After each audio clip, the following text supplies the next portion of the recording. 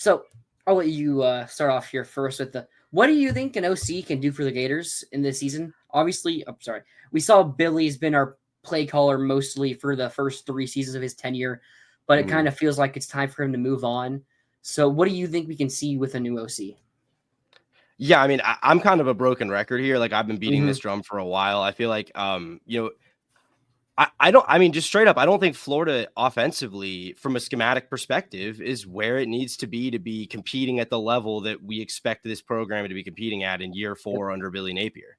I think we've seen Billy's off. I mean, like, look, it's not like it's all bad. Like, and we've given him props on this show before. He's a good run designer. He designs good run plays. He designs good run blocking schemes, and it's effective. But I think my main thing here is that you've got a quarterback in DJ Lagway who could be really special. And he's not really as good as he is. He's not really the prototypical quarterback for the offense that Billy likes to run. I mean, at least that's what I would say, because I mean, when I look at Levi Lewis, I believe was the quarterback from Louisiana under him. Like Levi was a mobile quarterback, and they really designed that into the game a lot. That's not really Lagway's game. Lagway's going to be slinging the ball. And I don't know, especially with the talent that Florida has out wide. When you look at Dallas Wilson, when you look at Vernell Brown coming in, and obviously Trey Wilson, Aiden Mizell coming back, started in the portal. Yeah, like you've got some really special talent out wide. I don't think Billy's equipped to draw up a passing game that can take advantage of all those pieces that you have with a young quarterback. Like, I'm not saying it can't be a successful offense with Billy calling the plays next year, but I can pretty confidently say you're not going to be optimizing this offense if Billy's calling plays next year. I do wonder, though, how much of that is him not being able to do it, or how much of it is the lack of talent depth. Because, I mean, you look at the past, 3 seasons? Under Billy. Year 1, really, he had Ricky Pearsall and Justin Shorter. That was really it. I mean, then year 2, it's really Ricky Pearsall and Trey Wilson. Because, like, then the guys behind him are, like, or not Elijah Better, but are Khalil Jackson or Marcus Burke and Jaquavian Frazier's. Like, do you really want to run 4 wide with them? Or is there a point where you just put the tight end in, and so, you have a decent tight end maybe, and who can also block better than the wide receiver could? In theory, that is. And then this year, we had Badger and DK. But then after those 2, we didn't even have Trey this year. You had some freshmen, but, like, don't know how much you want to put on the freshman. Mizell's good, like, but it's his first year really getting playing time. So how much do you really trust him? And then again, after him, Khalil Jackson was even hurt. And then it was Frazier's and Burke after them. And then the tight end position also took a toll. But you probably trust them to block more than you would trust Frazier's or Burke, as I keep saying. Yeah, I mean, I see your point. Like, I think that's a fair point. I don't think. I mean, yeah, that's kind of. I agree with that, Rob. That's kind of where I'm at here. I just haven't seen from Billy, between his stints as an OC at Clemson and Arizona State and his stints as a play caller as a head coach at Louisiana and here, like, I haven't seen the proof of concept. And I don't doubt that Billy's offense can improve. Like, I don't think we've seen the finished product of Billy's offense. I don't believe that. I just think that he is not such a singularly good offensive play caller that we couldn't delegate that out to someone who is going to do a better job taking advantage of what Lagway can do. I mean, like, even we saw it look like this year there was some sort of concession in that regard, giving Russ Callaway the co-OC title, Callaway coming from an air raid tree, certainly a philosophically different guy to what Billy wants to do with, 12 personnel, 3 yards, cloud of dust. That's kind of been Billy's whole philosophy this whole time and how he wants to build this program. I don't know if you're going to see like a big shift. I mean, I think I'd like to see them run some more of like spread concepts. I'm not sure you're going to see Billy do something like that, even if he does hire an OC. I don't know, but yeah, you also got to wonder, like, how much has the quarterback position been limited in Billy's tenure here?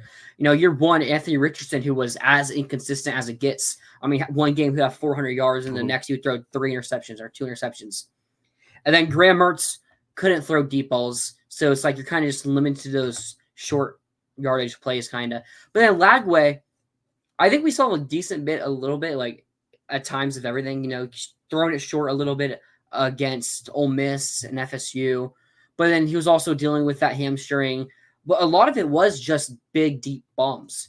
So I feel like we did see a little bit of that mixture of short, deep, Mm-hmm. and it's like once Lagway gets healthy, sorry. He does have some. Lagway is a mobile quarterback. Mm-hmm. It's not like Lagway's Graham Mertz was honestly probably an underrated runner. He was a strong, willing runner, Like he wasn't the quickest guy, but he knew when to run. It's like, and Lagway is probably a better runner is definitely better than runner than Mertz ever was. Yeah. So it's like, if you can teach Lagway to do that, maybe he helps the short game, maybe he helps the deep game. Also, you also got to think about the running backs. We have a really good running back room. Jaden Ball was a true freshman. We might talk about him later on.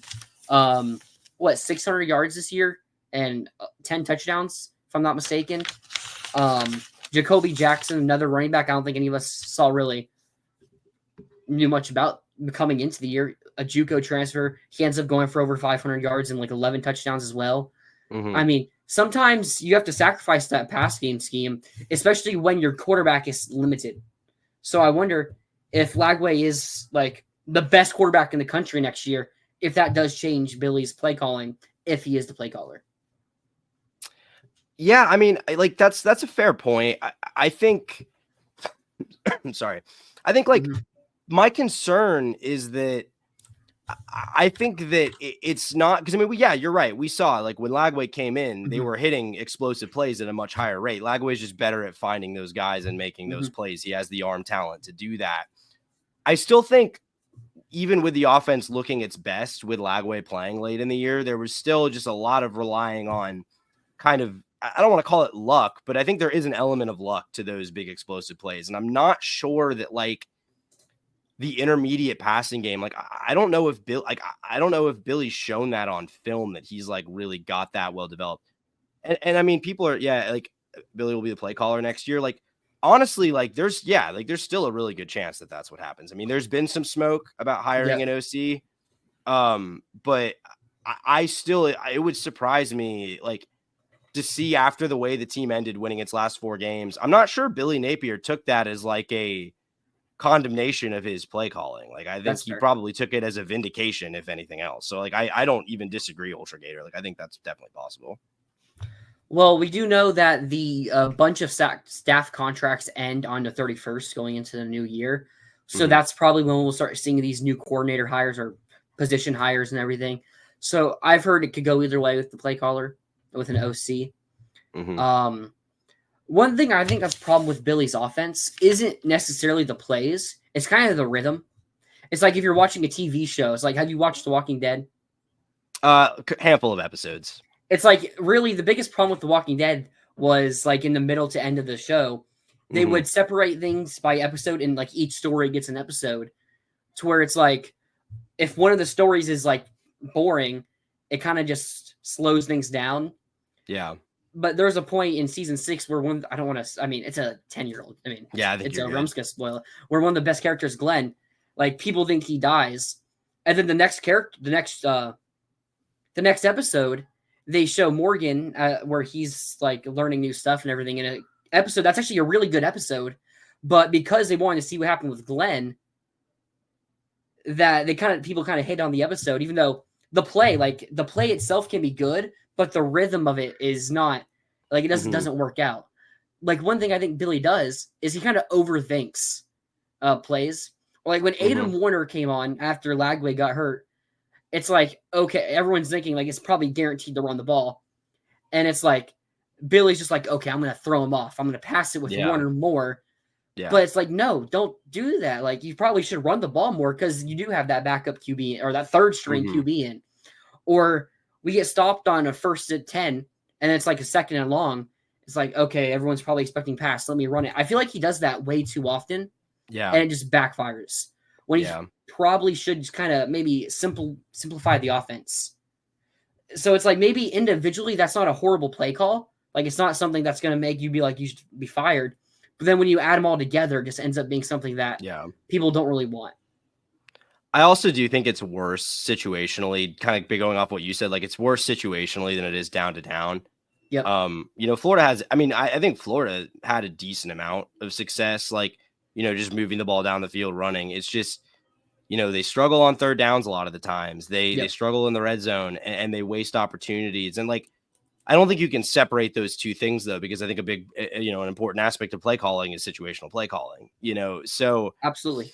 I like, that's kind of where I'm just hung up. Like, and I don't doubt that those things will just probably be better next year, regardless of who's the play caller, because of the personnel, because you're returning a lot on the offensive line, because you've got talent at the running back position, Lagway with another offseason under his belt, like all these things, you would think be conducive to like a more dynamic and like a unit that's more gelled together than what we saw this year. I think that someone else could be getting more out of this talent, because I think it has the talent to be one of the best offenses in the country, like truly. Yeah, and not even just the offense. If Billy finally gives someone else the keys to the offense, he can worry about the other things like time management, special teams, how many players are on the field, like those small mistakes that have cost us in big situations. Like maybe they cost us maybe the Tennessee game. I mean, we had a couple of those time management issues against Tulane. So it's not even just the play calling itself. It's other smaller things that giving someone else handing over the offense to will help fix. And it would also like say to me just a lot about Billy personally, because obviously he doesn't want to give up play calling. Obviously he enjoys calling plays. So I think it would tell me a lot about him if he was willing to give that up because he thought it would make the team better. Yeah, but keep it trucking said. Talent should get us into the playoffs. After that, we need elite coaching. I mean, we obviously it's way too. I mean, we're gonna do a way too early predictions for 2025.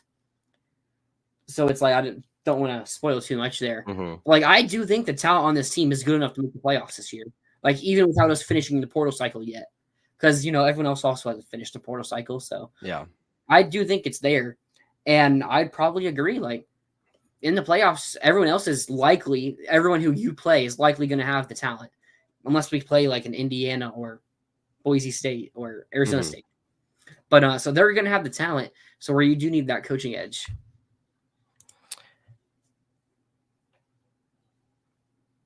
His plays don't build off each other. So when he gets in a formation, everyone does the same thing, but sometimes he'll throw and sometimes he'll run. You can, if you want to say something on that. Yeah, I mean, I think in general, Florida's offense struggles to get in rhythm. I think kind of like you were saying, Tyler, like it just, it doesn't feel like Billy has a good feel for like what's working at any given time and like what is going to keep them on it, keep them on their toes. And like, I don't know. It's just, it's not that I think it's horrible. It's just that I look at what other teams are doing, what other like, young creative offensive coordinators are doing. And I'm just, I don't think Billy's so good at it that he should be occupying that much of his time when he's the head coach of the Florida Gators. Absolutely. That's kind of where I always go to. It's like, maybe he's a solid play caller. I mean, he was solid at Arizona State. He was young at Clemson. Like, just there. I'm sure he learned a lot from that experience. Like, so it's like, it's not like he's a horrible play caller. There's definitely worse. But he's not elite enough to where, as the head coach, he needs to be calling plays.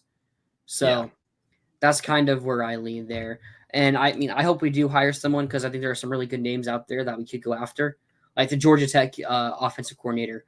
I think if that's someone who we are willing, if we are going to get an OC, he might be like one of the best we can possibly even get.